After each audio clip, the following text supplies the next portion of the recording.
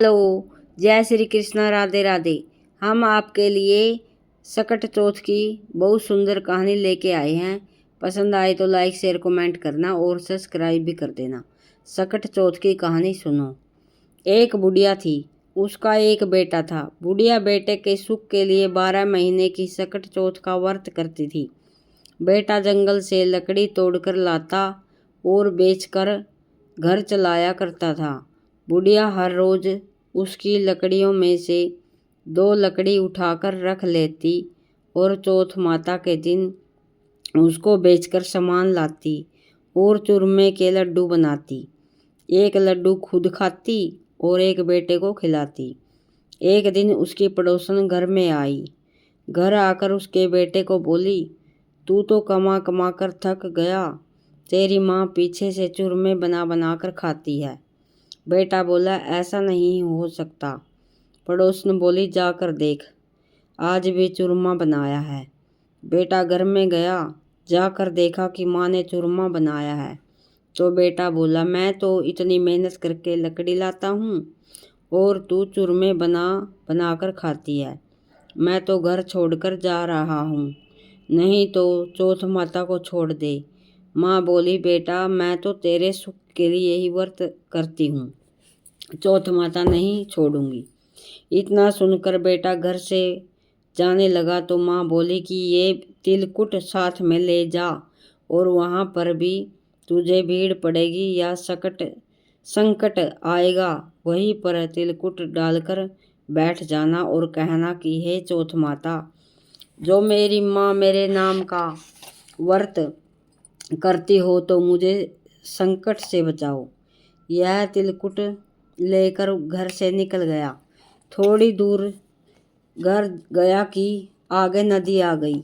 वह तिलकुट बखेर कर बोला, हे चौथ माता, अगर मेरी माँ सच्चे व्रत करती हो तो मुझे रास्ता दे।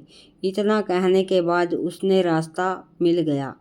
थोड़ा आगे जाने के बाद उसे रास्ते में एक शेर मिला। वह शेर उसे खाने के लिए आया तो वह तिलकुट बखेर कर बोला, हे चौथ माता, अगर मेरी माँ मेरे नाम के व्रत करती है तो मुझे शेर से बचा ले।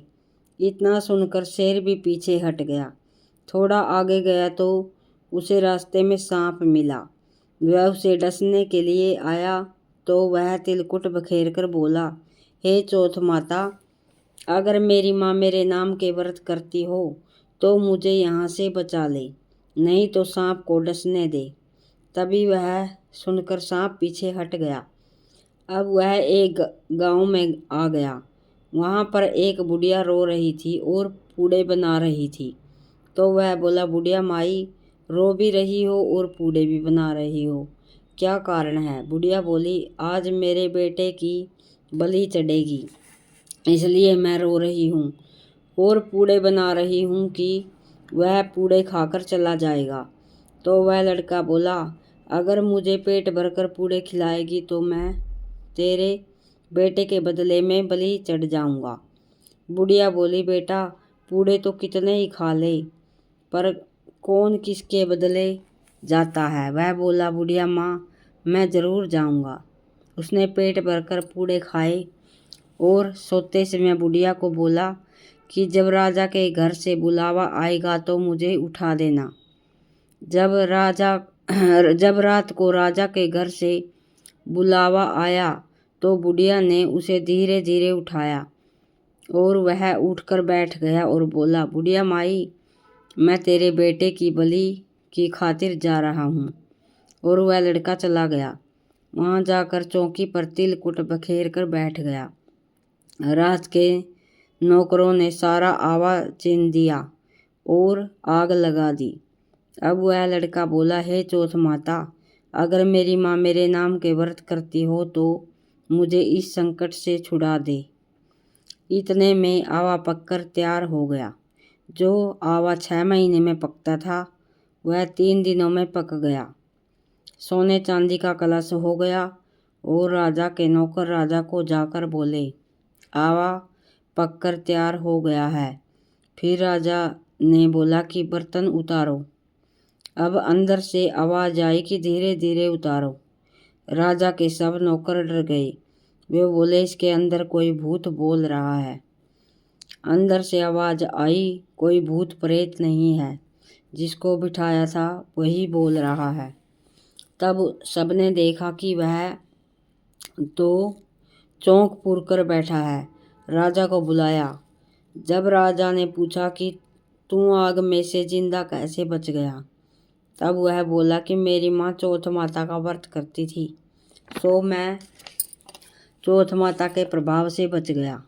उस राजा की एक लड़की थी। राजा बोला, मैं अपनी बेटी का विवाह इसके साथ करूँगा। तो राजा ने अपनी बेटी का विवाह उसके साथ कर दिया और वो वहाँ पर रहने लगा। कुछ दिन के बाद राजा की लड़की ने उससे पूछा, तेरा घर बार भी है, ये क्या है नहीं है? तब वह बोला, मेरी माँ भी है और घर भी है। तब वह बोली, हम अपने देश में जाएंगे। अब राजा ने उसे बहुत सारा धन देकर विदा कर दिया। बुढ़िया लकड़ी चुन चुन कर लाती और उनको बेचकर रोटी खाती। एक दिन पड़ोसन बोली, देख तेरा बेटा और बहू आ गए हैं और बहुत सा धन भी लाए हैं। बुढ़िया बोली, पहले तो मेरे बेटे को सिखा बहका कर निकाल दिया और अब कहती है तेरे बहू बेटा आ गए हैं। इतने में देखा कि बहू बेटा माँ के पैरों में पड़ गए और बोले, हम चौथ माता के प्रभाव से आ गए हैं। सारी नगरी में ढिंढोरा पिटवा दिया कि बेटे की माँ सकट चौथ का व्रत करियो, 13 चौथ करियो, 13 नहीं तो 4, 4 नहीं तो 2, 2 तो सब कोई करियो।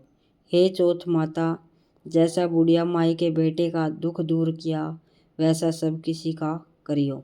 बोलो सकट चौथ माता की जय हो।